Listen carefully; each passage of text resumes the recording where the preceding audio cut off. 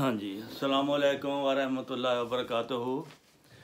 आज तलाश हक़ चैनल में हम बैठे हैं।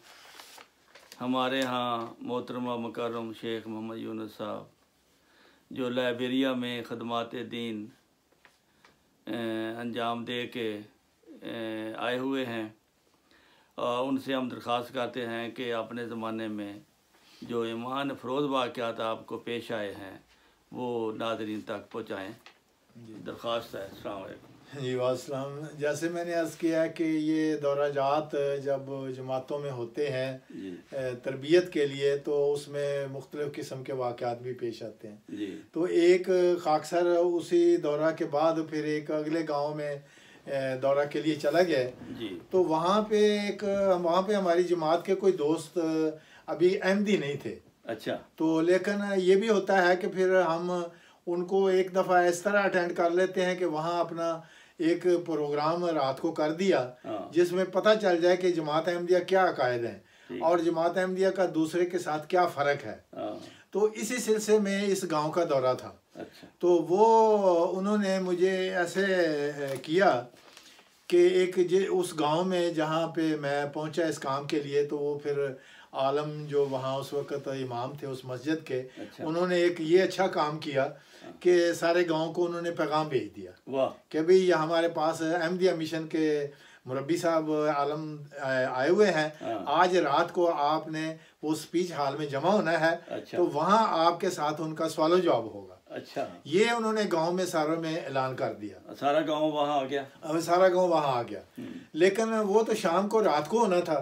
तो ये मैं वहाँ असर के जोर के टाइम वहाँ पहुँच गया था। ठीक है। तो वहाँ कुछ टाइम मतलब ऐसा मिल गया, तो जाहिर है अब कोई किताब ऐसे आमतौर पर तो वहाँ किताबें साथ उठा के ले जानी मुश्किल होती है। तो मैंने वो मौलवी साहब को कहा, मैंने कहा आप कोई किताब कोई हो अगर तो मुझे ला के पकड़ा दें। तो मौलवी साहब को खुद भी उनको बेचारों को शायद इतना नहीं सी पता, वो मौलवी गैर अहमदी था। हाँ। अच्छा। तो लेकिन बहरहाल वो नेक फितरत था। ठीक है। तो इसलिए उसने ये बात मेरी मान ली। अच्छा। वो अंदर गया तो वो सऊदी अरब की एक छपी हुई हदीस की किताब ले आए। अच्छा। वो हदीस की किताब ले आए तो मुझे कहने लगे कि ये वो भी एक किस्म का हदीसों का मजमुआ एक शायाशुदा था। अच्छा। मुख्तलिफ टॉपिक पे वो हदीस है। ठीक है। तो वो मैं ऐसे खोल के पढ़ रहा था तो एक जगह पे ना लिखा है कि औलिया की क्या सिफात हैं। अच्छा। और साथ ही दूसरे वो हेडिंग में लिखा है कि उलमा जो होंगे उस ज़माने के उलमा हैं उनकी क्या क्या सिफात हैं। अच्छा। तो वो आलम जो सिफात वाला उलमा की सिफात वाला जो हिस्सा था वो बाई चांस मेरे सामने आ गया। अच्छा। तो वो मैं पढ़ रहा था तो मैं हैरान हुआ। मैंने कहा ये अजीब बात है कि मैंने तो उनको नहीं कहा कि ये किताब ला के दो, तो उन्होंने कोई किताब ला के दी है। मैंने खोल के देखा तो यही सामने आ गया कि भाई, और उसमें अब क्या लिखा है, उसमें ये लिखा है कि भाई इस्लाम के ऊपर मुख्तलिफ अदवार जो आएंगे तो उसमें एक दौर ऐसा आएगा कि लोग ऐसे लोगों को अपना सरदार आलम तजवीज़ करेंगे कि जो खुद जाहिल होंगे। ये उर्दू में मैं आपको बता रहा हूँ। दीन का इल्म नहीं होगा, दीन का इल्म कतई तौर पे नहीं होगा, लेकिन उनकी बज़ाहिर शक्लें सूरतें जो हैं वो ऐसी उनको हैरान कौन लगेंगी कि उन्हीं को ही वो सरदार बनाएंगे। सरदार बनाने के लिए उन्हीं को ही चुनेंगे। तो फिर क्या होगा, फिर ये होगा कि वो सरदार तो जो उनको अब बना दिया, तो जब वो उनको सरदार बना देंगे तो चूंकि वो खुद जाहिल हैं, वो जब उनसे कोई सवाल करेंगे तो इल्म तो उनके पास है नहीं, वो चूंकि खुद जाहिल है तो फिर इनको भी वो जाहिल बना देंगे। तो ये उस हदीस में लिखा था कि उस ज़माने के उलमा की एक अलामत ये भी होगी आखिरी ज़माने में कि वो जाहिलों को अपने सरदार बनाएंगे और उनसे फिर सवालात करेंगे। तो चूंकि वो उलमा खुद जाहिल है फिर वो अपने पैरोकारों को भी जाहिल बनाएंगे। तो ये वहाँ उस हदीस में लिखा हुआ था। अच्छा। तो इत्तेफाक की बात है, एक दूसरी जो हदीस है कि बाद ऐसे भी ज़माने आएंगे कि जब लोग अपने उलमा से सवाल करेंगे तो वो बजाय इसके कि आपको वो इस्लाम की तालीम दें, वो उनको उनकी शक्लें आपको खनाजीर और वो खंजीर की शक्ल, वो बंदर और खनाजीर की शक्ल में आपको नजर आएंगे, बंदर और सूअर की शक्ल में आपको वो नजर आएंगे। तो ये भी उसे हदीस उसी में ही थी, उनके अमाल ऐसे होंगे, उनके अमाल ऐसे होंगे, उनकी हरकत, उनकी सकरात ऐसी होंगी कि कभी इस पार्टी में, कभी इस पार्टी में, कभी इस पार्टी में, जिस तरह बंदर कभी इस दरख्त पे, कभी उस दरख्त पे, कभी उस। तो ये सिफा उसमें लिखी थी। तो खैर मैं वैसे हैरान हुआ कि ये इत्तेफाक ऐसा हुआ है कि इस गांव में आके तो मुझे आज रात को प्रोग्राम भी होना है, ये सबूत मिल गया, ये सबूत मिल गया है। तो खैर मैंने ना वो थोड़ा सा तो मैं खामोश हुआ। तो वो आलम मुझे किताब दे के वो उसको भिजाने बोला कि यही इनके सामने आ जानी है। तो बहरहाल वो आधे घंटे के बाद फिर फिरता फुरता आया तो आके बैठ गया। तो मैंने कहा कि अच्छा ये किताब आपको पता है कि कहाँ से आई? कहने लगे हाँ यार आते हैं लोग, वो दे जाते हैं तो हम रख लेते हैं। तो मैंने तो सारी नहीं पढ़ी। अच्छा। तो मैंने वो हिस्सा निकाला हुआ ही था निशान। मैंने कहा अच्छा जी फिर ये ज़रा पढ़ के देखे। तो वो पढ़ के तो जाहिर है वो अरबी तो जानता ही था।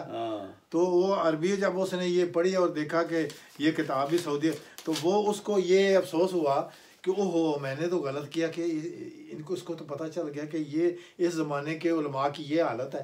तो ये रसूलुल्लाह सल्लल्लाहु अलैहि वसल्लम की ज़ुबान से निकली हुई बातें हैं, तो आज ये पूरी भी हो रही है। तो उसको भी इस बात का पता था। तो बहरहाल वो फिर उसने बिल्कुल वो हक्का बक्का रह गया कि ये अब इसको पता चल गया तो काम खराब हुआ।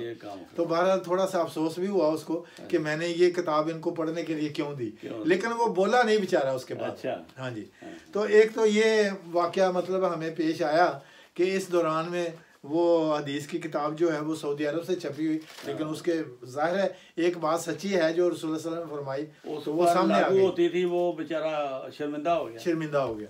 तो बहरहाल ये दौरा वहाँ इस तरह रात को फिर वहाँ प्रोग्राम हुआ और बड़ा अच्छा उन्होंने लोगों ने सवालात किए। हमने जुमात के जवाबात जो थे वो हमारे ट्रांसलेटर ने सारे उनको पढ़ के सुनाए। अच्छा। और मेरा तर्जमा भी करता रहा, तो बड़ा अच्छा रहा वहाँ प्रोग्राम माशाल्लाह। तो इसके साथ ही आपको छोटी सी ये बात जो मैं पहले हज़रत ईसा अलैहिस्सलाम के बारे में वह माँ मोहम्मद रसूल का खलत मिन क़ब्ल रसूल वाली बात मैं कर रहा था, तो वो साथ आपको ये भी एक दिलचस्पी से खाली नहीं होगा कि मैं जब गुजरखान में था तो वहाँ पे उस ज़माने में अक्टूबर के महीने में हर साल रायविंड में वो तबलीगी जमात वालों का जलसा होता था।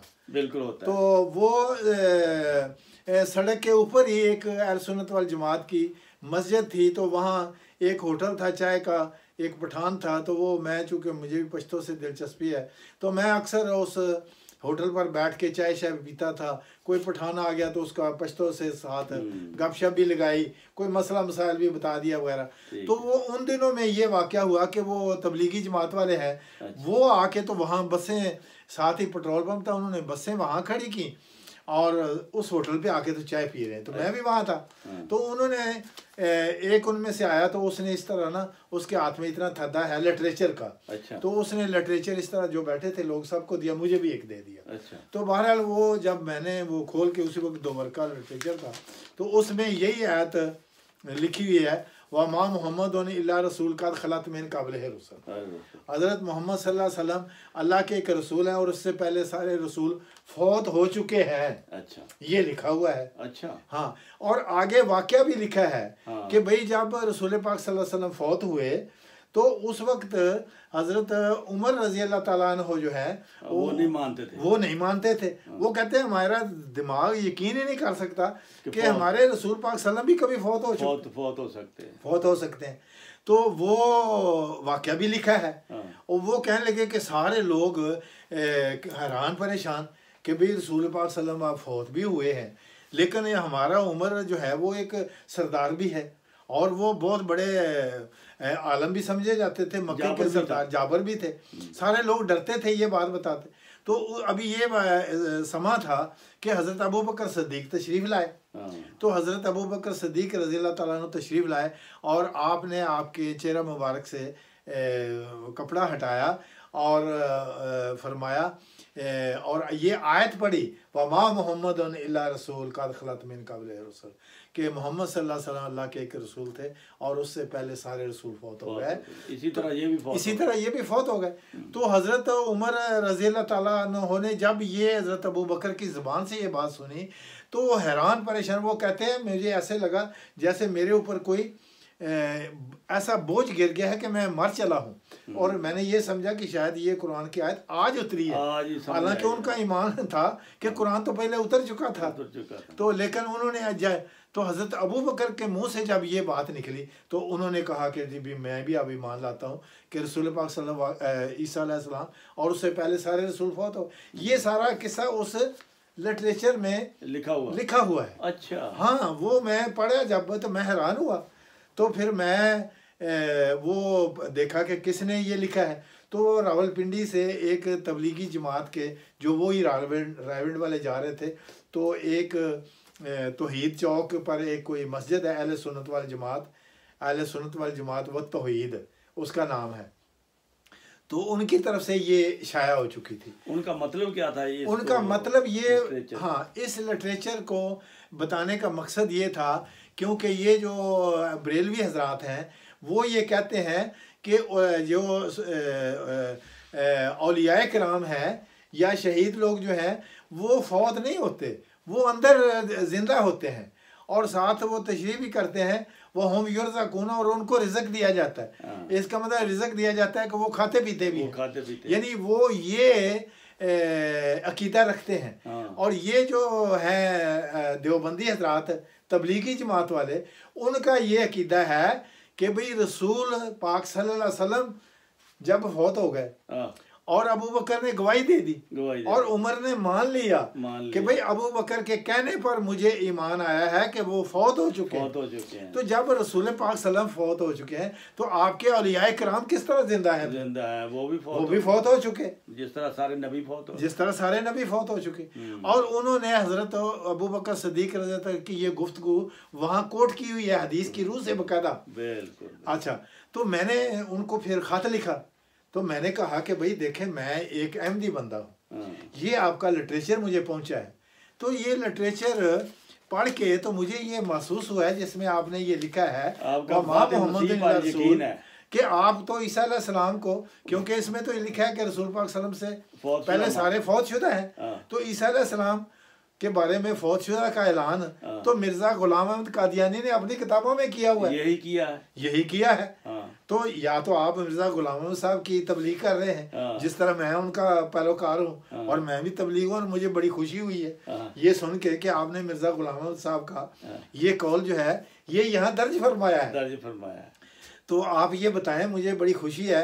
तो मैं आपके पास भी वहाँ आने के लिए आपको भी शाबाश देनी है आके। अच्छा, ये मैंने जब उनको खत लिखा तो मैंने कहा कि आप लगता है अहमदियत के काफ़ी करीब हैं, तो मैं आपको मज़ीद भी अहमदियत के बारे में ये बातें। उन्होंने उस खत का कोई जवाब नहीं दिया। अच्छा, हाँ, उन्होंने बिल्कुल कोई जवाब नहीं दिया, बल्कि ये लिखा कि वैसे आप आ सकते हैं हमें मिलने के लिए, लेकिन आप इन बातों को भूल जाएं। ये उनका सारा खुलासा था। नाज़रीन, ये हाल है जो साफ दिल को कसरत एजाज की हाजत नहीं, एक निशान काफ़ी है अगर दिल में हो खौफ किरदगार। बात यह है कि सच्चाई जब खुल जाती है तो फिर उसको मान लेना ही बेहतर है। जब खुल गई सच्चाई तो नेकों की फितरत ये है कि फिर उसको वो मान लेते हैं। तो ये बात हमने आप तक पहुंचा दी है। अब आपका काम है कि आपने किस हद तक इस पर गौर करना है। इंशाअल्लाह आइंदा भी इस किस्म की वीडियो आपको आती रहेंगी। अस्सलामु अलैकुम वरहमतुल्लाहि वबरकातुहू।